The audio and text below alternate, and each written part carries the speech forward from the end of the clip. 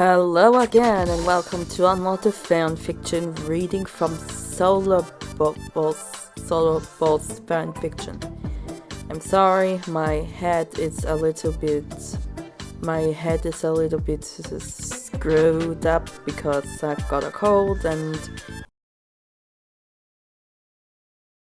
the fanfiction you're currently hearing from is called Frenemies, written by random person on AO3. It's an actual account, it's not a guest account, as far as I am aware. The two characters it's about are Mercury and Venus.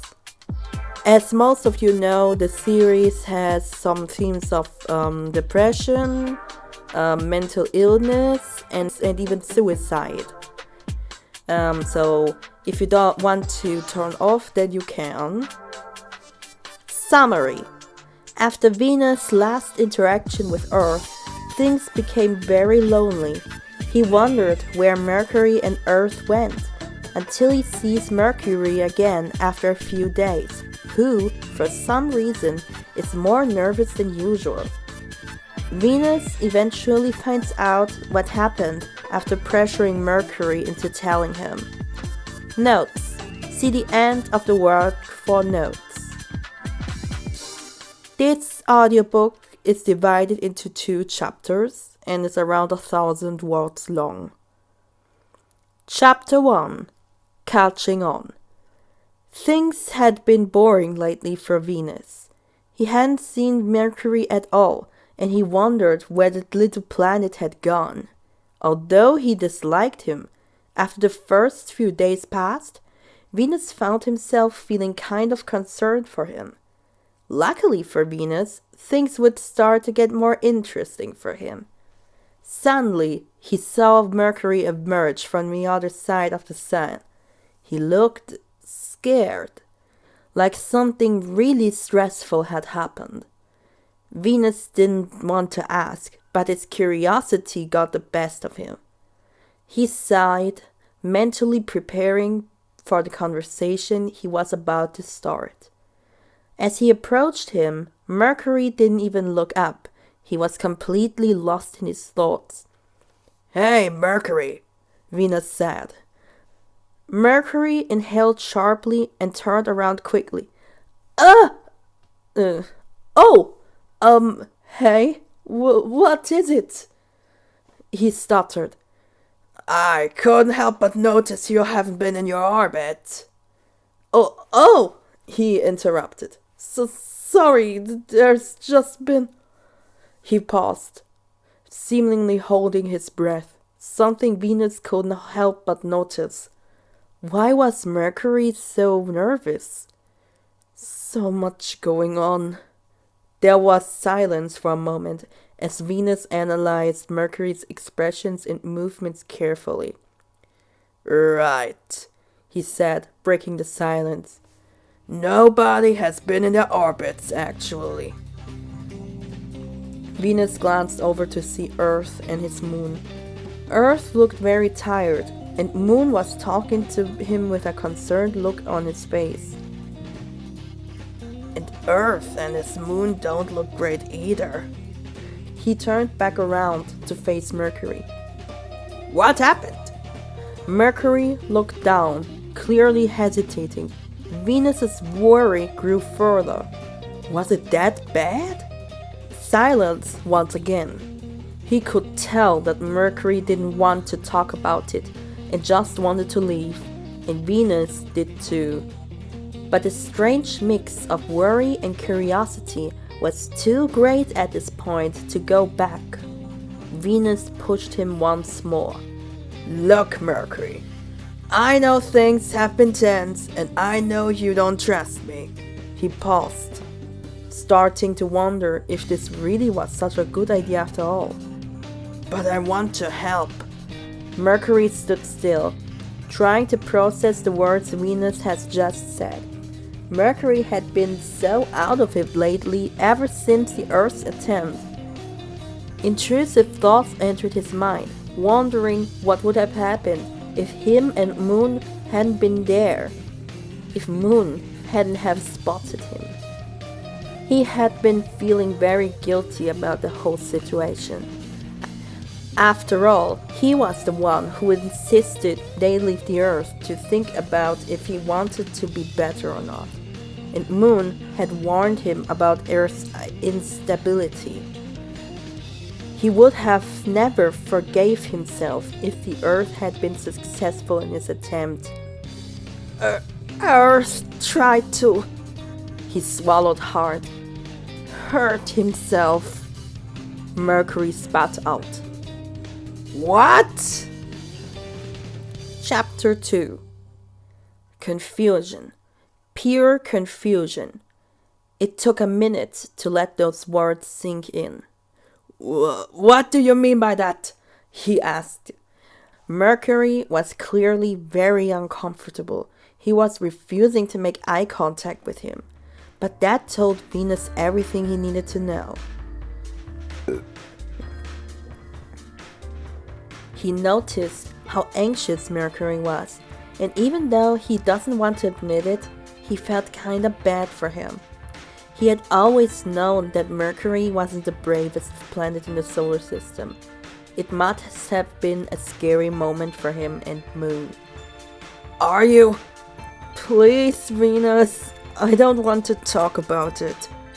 Venus wanted to keep asking, but he knew Mercury wouldn't talk, so he went back to his orbit quietly. Over the next few days, guilt spread through his thoughts.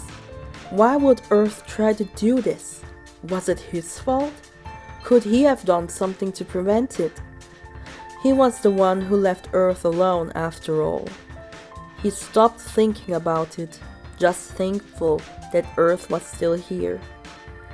Venus really did care for Earth, it was just hard to show it. After Venus left him, he felt very betrayed. He had been his first real friend after, well, Mercury. But after he lost his habitability, he didn't want to think about it. Venus was pulled out of his thoughts by a faint sound of crying. He turned around and saw Earth, facing away from him, crying and shaking. Immediate worry shot through his core. Despite his conflict with Earth, he didn't like seeing him like this. He had to do something. He couldn't just let him suffer. But what was he supposed to do? He had never dealt with something like this, except for when Venus almost... That didn't matter right now. His friend needs help, and that's all that does matter. Earth, Venus said reluctantly. Earth didn't respond. Hey, Earth! What? Earth quickly spun around, like he hadn't even heard Venus the first time. He looked like he hadn't slept in days. He looked like he hadn't slept in days. His surface and ocean were contaminated again, and his tears were black. Whoa! Are you right? You don't. Venus took a good look at him. Look the best. I'm fine, Venus. Earth replied with a weak smile and his voice breaking. That didn't convince Venus one bit. This isn't the first time this has happened anyways. I'm used to it. Really? You expect? Why are you even here? Earth interrupted. After everything I said, I don't deserve your forgiveness or even your presence. I even made you fight Mars. Earth. And after I made you lose on purpose because really didn't care about you. Earth.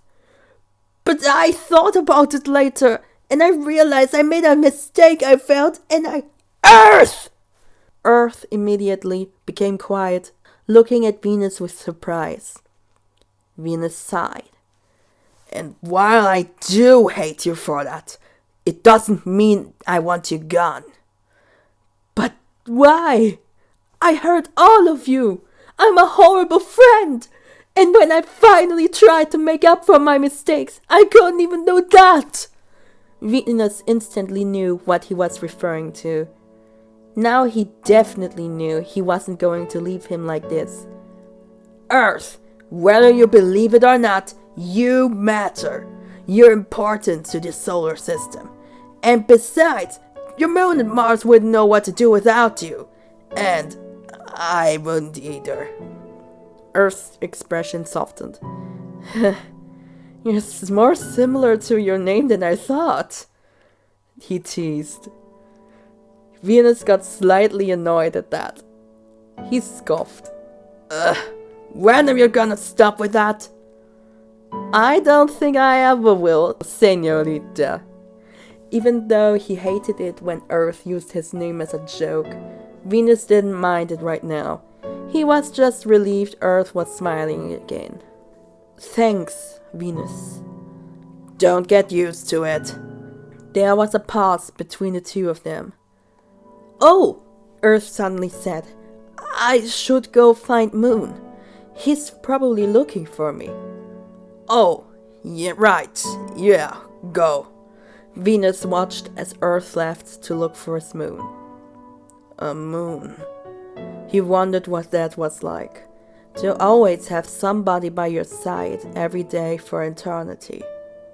It was one of the things Venus envied about Earth, especially Earth's habitability. He forgot what it was like to have bright blue oceans and luscious green landscapes.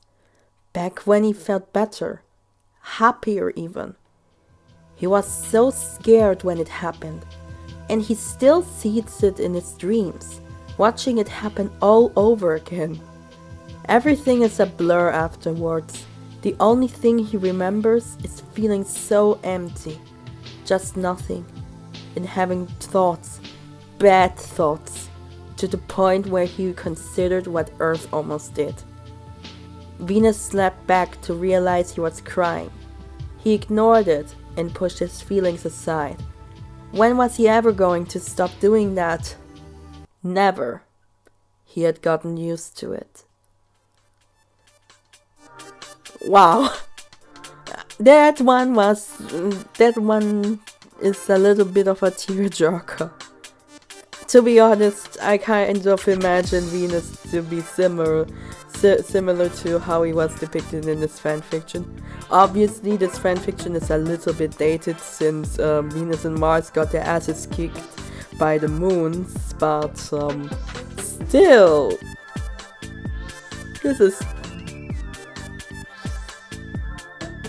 it's just plain sad, man. Venus can never have nice things. And yes, I managed to finally speak even 1,000 words. It's kind of nice that I'm not so sick that I can't even speak anymore. But I'm probably going to collapse on the bed in like 3 minutes after I record it, because it's a bit exhausting, but I wanted to do this because I can't really stand having like I've already recorded another fanfiction, but I can't really stand having no audios to edit. Like, I want to have at least 2 audios to edit. Yeah. I want to have at least 2 audios to edit it, or I feel pretty much very uncomfortable, because I need to first record and then edit, which takes a bit of time, and I mean, it's like 5 to 10 minute videos, but still. Doing both back to back is a little bit of a chore to me. So yeah. Thanks for listening. Bye.